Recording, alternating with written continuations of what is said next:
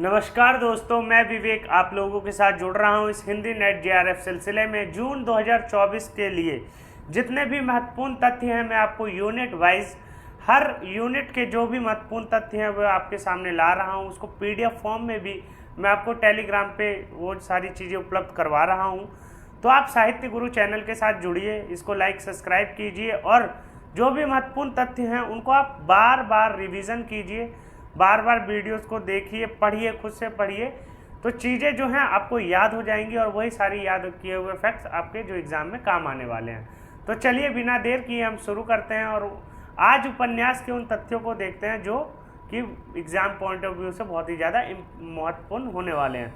तो चलिए इसको भी देख लेते हैं और सारी चीज़ों को याद करने की कोशिश करते हैं। देखिए, शेखर एक जीवनी जो प्रथम भाग है, शेखर एक जीवनी 2 भागों में है। पहला भाग 1941, दूसरा भाग 1944। तो शेखर एक जीवनी का जो प्रथम भाग है उसका नाम क्या है? तो उसका नाम है उत्थान। और उसके अंतर्गत आने वाले जो मतलब चैप्टर्स हैं उनका क्या नाम है? तो उषा और ईश्वर, बीज और अंकुर, प्रकृति और पुरुष, और चौथा है पुरुष और परिस्थिति। तो ये 4 प्रकार के हमें वो देखने को मिलते हैं टॉपिक, विषय, जो कि शेखर एक जीवनी में पूछा जाता है कि ये कौन कौन से उसके अंतर्गत आते हैं। तो उषा और ईश्वर, बीज और अंकुर, प्रकृति और पुरुष, और पुरुष और परिस्थिति। और देखिए, शेखर एक जीवनी भाग 2 जिसका नाम संघर्ष है। पहले का है उत्थान, दूसरे का है संघर्ष। तो संघर्ष के अंतर्गत आने वाले कौन कौन से विषय हैं? तो रूस और परिस्थिति, बंधन और जिज्ञासा, शशि और शेखर, और धागे, रस्सी और रस्सियाँ, और गुंझर। तो ये भाग 2 के अंतर्गत आने वाले जो विषय हैं ये सारे विषय हैं। और देखिए, इनको आप हो सके तो सीक्वेंस से याद कर लीजिए, 10-12 बार जो पढ़ना पड़े आपको याद हो जाएंगे। इनको सीक्वेंस वाइज लगाने के लिए आते हैं तो ये आपका जो है 1 नंबर पक्का हो जाएगा। और देखिए, यही जीवन रूपी उपन्यास अज्ञेय द्वारा लिखा गया है। ये जो जीवन रूपी उपन्यास है शेखर एक जीवनी, यह लिखा गया है अज्ञेय, इसके रचनाकार हैं, जिसमें शेखर प्रमुख पात्र है। इसके 2 भाग हैं। प्रथम भाग 1941 उत्थान के नाम से प्रकाशित हुआ, दूसरा भाग 1944 संघर्ष के नाम से प्रकाशित हुआ। यह एक मनोवैज्ञानिक उपन्यास है। प्रश्न पूछा जा सकता है कि जो शेखर एक जीवनी है कैसा उपन्यास है? तो मनोवैज्ञानिक उपन्यास है। शेखर के मनोविज्ञान का बहुत ही ज़्यादा गहराई से उसका वर्णन किया गया, बहुत ही ज़्यादा छोटे छोटे चीज़ों को दिखाने की कोशिश की गई है। और देखिए, अज्ञेय का पूरा नाम, जैसा कि सच्चिदानंद हीरानंद वात्स्यायन अज्ञेय है। पूछा जाता है कि अज्ञेय का पूरा नाम क्या है। और 1-2 रचनाकार और हैं जिनका भी पूछा जाता है, जैसे कि धूमिल का पूरा नाम क्या है? तो सुदामा पांडे धूमिल जो है उनका पूरा नाम है। तो यह भी पूछा जाता है। और देखिए, अज्ञेय की महत्वपूर्ण रचनाएं अगर हम देखें तो हरी घास पर क्षण भर कविता संग्रह 1949 की है। 1964 में आंगन के पार द्वार पर साहित्य अकादमी पुरस्कार है, 1964 ईस्वी की रचना है। 1979 में कितनी नावों में कितनी बार पर भारतीय ज्ञानपीठ पुरस्कार प्राप्त हुआ है। ज्ञानपीठ पुरस्कार मिला है इनको 1979 ईस्वी में। कौन सी रचना के लिए? कितनी नावों में कितनी बार। इस रचना के लिए इनको 1979 में ज्ञानपीठ पुरस्कार से सम्मानित किया गया, जो कि साहित्य का सबसे उत्कृष्ट पुरस्कार है। और देखिए, इसमें स्वतंत्रता के समय देश विभाजन के दौरान हुए रक्तपात तथा स्वतंत्रता के पश्चात पैदा हुए विभिन्न समस्याओं का मार्मिक चित्रण है। जो झूठा सच यशपाल की रचना है, यह उसकी बात की जा रही है। और झूठा सच भारत विभाजन 1947 की पृष्ठभूमि पर केंद्रित बृहत्तर एवं बहुआयामी फलक वाला उपन्यास है। मतलब जो झूठा सच यशपाल की रचना बहुत ही ज़्यादा मार्मिक रचना है, जिसमें 1947 की वह सारी बर्बरताओं को दिखाने की कोशिश गई है जो गदर के दौरान हुई थी। और देखिए, इसके 2 भाग है। इसके भी 2 भाग है।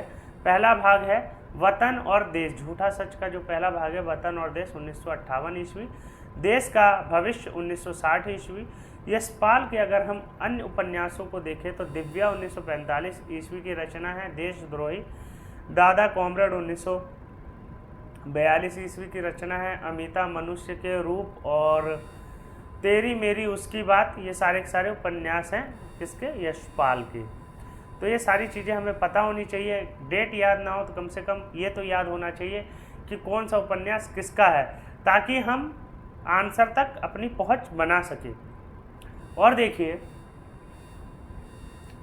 धरती धन्ना अपना में पंजाब के दोआब क्षेत्र के दलितों की कथा कही गई है। जो धरती धन्ना अपना जो उपन्यास है उसमें पंजाब में जो दलित लोग रहते हैं, दोआब क्षेत्र, जहाँ पे दो नदियाँ बहती हैं, जिस क्षेत्र से उसको दोआब कहा जाता है, जिधर से दो नदियों का बहाव हो, तो उस बीच वाली जगह को दोआब कहा जाता है। तो वहाँ की लोगों का वर्णन है। और धरती धन्ना अपना उपन्यास का प्रकाशन 1972 ईस्वी में हुआ था। धरती धन्ना अपना स्वयं जगदीश चंद्र का लेखन में पहला, लेकिन प्रकाशन में दूसरा उपन्यास है। जो धरती धन्ना अपना उपन्यास है जगदीश चंद्र का उपन्यास है, और लेखन में तो पहला है, मतलब इस उपन्यास को लिखा तो पहले है, लेकिन प्रकाशन के अनुसार अगर देखें तो दूसरा उपन्यास है। यह 3 खंडों में लिखा हुआ है। धरती धन्ना अपना, नरक कुंड में वास और जमीन अपनी तो थी, ये इसके 3 भाग हैं। और धरती धन अपना 3 भागों में विभक्त है। तो यह भी पूछा जा सकता है कि कब की रचना है, 1972 की रचना है। धरती धन्ना अपना है पहला, दूसरा है नरक कुंड में वास, जमीन अपनी तो थी। और देखिए, जगदीश चंद्र के बारे में देख लेते हैं। इनका जो जन्म है 1930 को हुआ और मृत्यु 1996 में। और जन्म स्थान पंजाब के होशियारपुर जिले के रहने वाले थे। पिता का नाम था करमचंद वैद्य, माता का नाम था त्रिकम देवी। तो ये इनके बारे में थोड़ा इंट्रो है, तो हमें पता होना चाहिए। उपन्यासों की अगर हम बात करें तो यादों का पहाड़ 1966 की रचना है जगदीश चंद्र की, और धरती धन्ना अपना 1972 की रचना है, और आधा पुल 1993 की रचना है। कभी ना छोड़े खेत 1976 की रचना है। टुंडा लाट 1978 की रचना है। घास गोदाम 1985 की रचना है। नरक कुंड में वास 1994 की रचना है। जमीन अपनी तो थी 2001 की रचना है। तो ये सारी रचनाएं हमें देखने को मिल रही है। तो जगदीश चंद्र की हमने रचनाएं देख ली। धरती धन्ना अपना में जो बात है, अब जो धरती धन्ना अपना का जो कथ्य है उसको हम देखते हैं। इस उपन्यास में जगदीश चंद्र ने पंजाब के दोआब क्षेत्र के दलितों के जीवन की त्रासदी, उत्पीड़न, शोषण, अपमान व वेदना को बड़े ही प्रभावी ढंग से चित्रित किया है। उन्होंने दलितों की दयनीय व हीन दशा के लिए जिम्मेदार भारतीय जाति व्यवस्था, हिंदू धर्म व्यवस्था और जन्म कर्म सिद्धांत के आधारभूत तथ्यों को भी उजागर किया है। धरती धन्ना अपना रूसी, उर्दू, पंजाबी एवं जर्मन में तथा आधा पुल अंग्रेजी में अनुदित है। कभी ना छोड़ो खेत के नाट्य रूपांतरण का राष्ट्रीय नाट्य विद्यालय रंगमंडल की ओर से दिल्ली में 1984 और 1985 में रंगमंच हुआ है। मतलब इसको नाटक के रूप में प्रस्तुत किया गया है 1984 और 85 के बीच में। अगर हम देखें मानस का हंस जो रचना है अमृतलाल नागर की रचना है। और ये जो रचना है बाबा तुलसीदास के ऊपर हमें देखने को मिलती है। उपन्यास विधा है, इसका भी जो प्रकाशन वर्ष 1972 है। देखिए, यह गोस्वामी तुलसीदास जी के जीवन पर आधारित है। और देखिए, नागर जी ने इसे गहरे अध्ययन और मंथन के पश्चात अपने विशिष्ट लखनवी शैली में लिखा है। तो लखनवी शैली में लिखा है मतलब लखनऊ में रहने वाले थे, तो उसी अंदाज में इसको लिखा है। मुख्य पात्र की अगर हम बात करें तो मैना कहारिन है, बतासो है, रतना है, राजा भगत है, श्यामों की बुआ है, बाबा तुलसीदास है, संत बेनी माधव है, पंडित गणपति उपाध्याय है, बूढ़ा रमजानी है।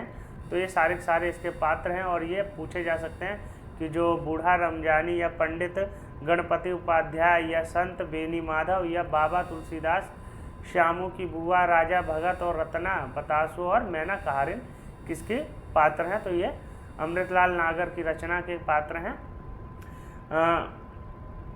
तो अमृतलाल नागर के बारे में भी हम देख लेते हैं। इनका जो जन्म है 17 अगस्त 1916 में हुआ और फरवरी 1990 में इनकी मृत्यु हो गई। आगरा उत्तर प्रदेश के रहने वाले थे। पिता का नाम था राजाराम नागर।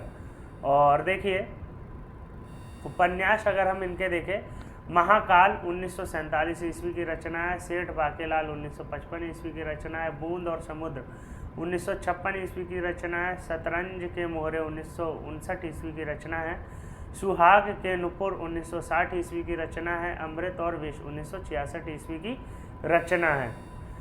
सात घूंघट वाला मुखड़ा 1968 ईस्वी की रचना है। एकदा नैमिषारण्य 1972 ईस्वी की रचना है। मानस का हंस 1973 ईस्वी की रचना है।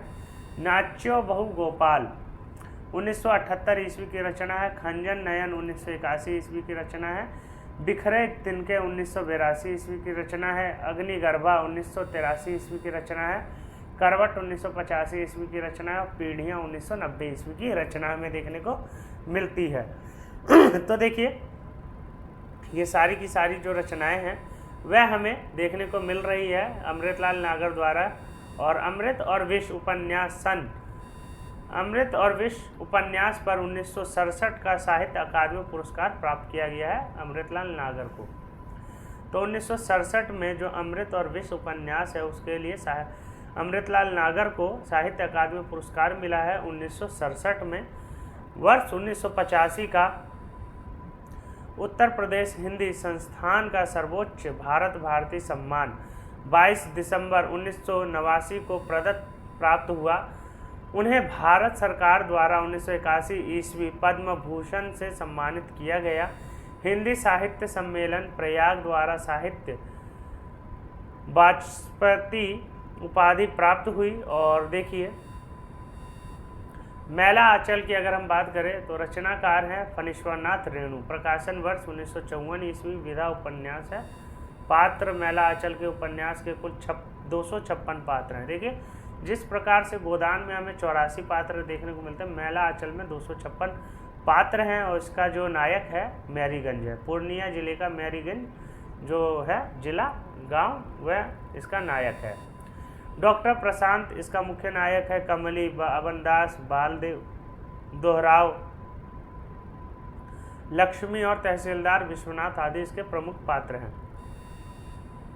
विषय देखिए अगर हम मैला आंचल का, तो मैला आंचल हिंदी का श्रेष्ठ और सशक्त आंचलिक उपन्यास है। नेपाल की सीमा से सटे उत्तर पूर्वी बिहार के एक पिछड़े ग्रामीण अंचल को पृष्ठभूमि बनाकर रेणु ने इसमें वहाँ के जीवन का, जिससे वह स्वयं ही घनिष्ठ रूप से जुड़े हुए थे, अत्यंत जीवंत और मुख्य चित्रण किया। देखिए फणीश्वरनाथ रेणु जो थे वह भी पूर्णिया के रहने वाले थे और इन्होंने पूर्णिया जिले को ही आधार बनाकर के मैरीगंज नामक एक गांव को आधार बनाकर के इस रचना की है। तो यह जो रचना है आंचलिक रचना है। क्योंकि आंचलिक रचनाएं वो होती है जिसमें वहाँ की बोली, वहाँ के रस्म रीति रिवाज सभी चीज़ों को दिखाया जाता है। तो ये आंचलिकता का सबसे ज़्यादा स्वाभाविक रूप इस रचना में हमें देखने को मिलता है। और देखिए फणीश्वरनाथ रेणु का जो जन्म है 1921 में हुआ, मृत्यु 1977 ईस्वी। उपन्यास मैला आंचल 1954 का है। प्रतिपरिकथा 1957 का है। जुलूस 1964-65 का है। और दीर्घतपा 1964 का है। कितने चौराहे 1966 का है। पलटू बाबू रोड 1979 की है। कहानी संग्रह अगर हम देखें ठुमरी 1959 की है। एक आदिम रात्रि की मांग 1967 की है। अग्निखोर 1973 की है। एक श्रावणी दोपहर की धूप 1984 की है। और अच्छे आदमी 1986 की। इनकी सारी की सारी रचनाएं हमें देखने को मिलती है। अगर हम देखें कि रुकोगी नहीं राधिका जो उपन्यास है उषा प्रियंवदा का उपन्यास है, 1967 ईस्वी का उपन्यास है। तो ये आधुनिक उपन्यासकारों के उपन्यास हैं और ये पूछे जाते हैं कि जो रुकोगी नहीं राधिका किसका उपन्यास है, तो उषा प्रियंवदा का है, 1967 ईस्वी की है। दिलो दानिश कृष्णा सोबती की है, 1993 ईस्वी की रचना है। आपका बंटी मन्नू भंडारी की है, 1971 ईस्वी की रचना है। आवा जो है चित्रा मुदगल की रचना है, 2000 ईस्वी की है। और कंठ गुलाम मृदुला गर्ग की है, 1996 ईस्वी की रचना है। और देखिए उषा प्रेमवदा के बारे में थोड़ा देखते हैं। इनका जो जन्म है 1931 ईस्वी में हुआ। 55 खंबे लाल दीवार 1961 ईस्वी की रचना है। शेष यात्रा 1984 की है। अंतरवर्षी 2000 ईस्वी की है। अल्प विराम 2020 ईस्वी की है। कृष्णा सोबती का जो जन्म है 1925 से 2019 ईस्वी में इनका देहांत हो गया। अगर हम इनके उपन्यास देखें तो मित्रों मरजानिया 1967 ईस्वी की रचना है। सूरजमुखी अंधेरे के 1972 ईस्वी की है। जिंदगी नामा 1979 ईस्वी की है। और समय सरगम 2000 ईस्वी की रचना है। अगर हम देखें चन्ना चन्ना जो उपन्यास है इनका 2019 ईस्वी की है। और मन्नू भंडारी की अगर बात करें तो 1931 में इनका जन्म हुआ और 2021 ईस्वी में इनका मृत्यु हो गई। अगर हम इनके मुख्य उपन्यासों को देखें तो महाभोज जो कि दलित जीवन के ऊपर आधारित उपन्यास है और 1979 ईस्वी की रचना है। स्वामी 2003 ईस्वी की रचना है। और आपका बंटी जो कि 1971 की रचना है और जो कि नेट जीआरएफ के सिलेबस में लगा भी है। तो यह रचना हमें देखने को मिलती है किनकी है, तो सारी की सारी रचना मन्नू भंडारी की है। और देखिए चित्रा मुदगल की अगर बात करें तो इनका जन्म 1944 ईस्वी में हुआ। और अगर हम इनके उपन्यासों को देखें तो एक ज़मीन अपनी 1990 ईस्वी की है। गुल्ली गुड्डू 2002 ईस्वी की है। पोस्ट ऑफिस नंबर 203 नालो सोपार 2016 ईस्वी की रचना है। ये जो इतना लंबा नाम है ये उपन्यास का नाम है। और देखिए मृदुला गर्ग 1938 में इनका जन्म हुआ है। और अगर हम इनके उपन्यासों को देखें तो उसके हिस्से की धूप 1975 ईस्वी की रचना है। वंशज 1976 ईस्वी की रचना है। चितकोबरा 1979 ईस्वी की रचना है। अनित्य 1980 की है। मिलजुल मन 2009 ईस्वी की रचना है। बसु का कुटुंब 2016 ईस्वी की रचना है। तो ये सारे जो रचनाएं हैं बहुत ही ज़्यादा महत्वपूर्ण हैं। दिलो दानिश जो रचना है दिल्ली की पृष्ठभूमि पर लिखित उपन्यास है। पूछा जाता है कि जो दिलो दानिश है रचना वह कौन सा जो पृष्ठभूमि इसका क्या है, तो दिल्ली की पृष्ठभूमि है। और इसमें विवाह इत्तर मतलब विवाह के बाद होने वाले संतान और उसकी स्वीकृति के प्रश्न को उठाया गया। मतलब एक लड़की है जो जिसकी शादी हो गई, लेकिन यह प्रश्न उठाया जा रहा है उस पर कि ये जो पुत्र है यह उसका ही है या किसी और का है। तो ये जो सवाल है आम जिंदगी में भी हमें बहुत जगह देखने को मिलते हैं। तो इस उपन्यास का जो आधार है वह यही है। कठगुलाम में पितृसत्ता में नारी के शोषण पर मुक्ति संघर्ष की कथा है। और देखिए गोपाल राम गहमनी द्वारा रचित उपन्यास देखिए अद्भुत लाश 1896 ईस्वी की रचना है। गोपाल राम गहमनी को जासूसी उपन्यासों का मतलब एक वह माना जाता है कि इन्होंने ऐसे जासूसी उपन्यास लिखे हैं, तिलिस्मी उपन्यास, तिलिस्मी नहीं जासूसी और अय्यारी, इनके उपन्यासों में यह चीज़ बहुत ही ज़्यादा देखने को मिलती है। बेकसूर की फांसी 1900 ईस्वी की रचना है। बेगुनाह का खून 1900 ईस्वी की रचना है। रहस्य विप्लव 1905 ईस्वी की रचना है। जासूस की अय्यारी 1914 ईस्वी की रचना है। तो देखिए गोपाल राम गहमनी के अन्य उपन्यासों को भी देख लेते हैं। गुप्तचर 1899 ईस्वी की रचना है। सरकटी लाश 1900 ईस्वी की रचना है। खूनी कौन 1900 ईस्वी की रचना है। डबल जासूस 1900 ईस्वी की रचना है। माल गोदाम में चोरी 1901 ईस्वी की रचना है। जासूस की चोरी 1902 ईस्वी की रचना है। जासूस चक्कर में 1906 ईस्वी की रचना है। किले में खून 1910 ईस्वी की रचना है। जासूस की डायरी 1912 ईस्वी की रचना है। जासूस की अय्यारी 1914 ईस्वी की रचना है। और गाड़ी में लाश 1920 ईस्वी की रचना है। तो देखिए जो गोपाल राम गहमनी हैं उनसे ये सारे प्रश्न बनाए जा सकते हैं कि वह किस प्रकार के उपन्यासकार हैं। तो वे अय्यारी और जासूसी उपन्यासकार हैं और उनको सबसे ज़्यादा मतलब उपन्यास जो है इसी विधा में देखने को मिलते हैं। गोपाल राम गहमनी के बारे में अगर हम देखें थोड़ा और तो देख लेते हैं। देखिए दोबारा रिपीट हो गया तो इसको हम छोड़ देंगे। और देखिए गोपाल राम गहमनी को हिंदी में जासूसी उपन्यास का प्रवर्तक माना जाता है। इन्होंने 200 के आसपास जासूसी उपन्यास लिखे हैं।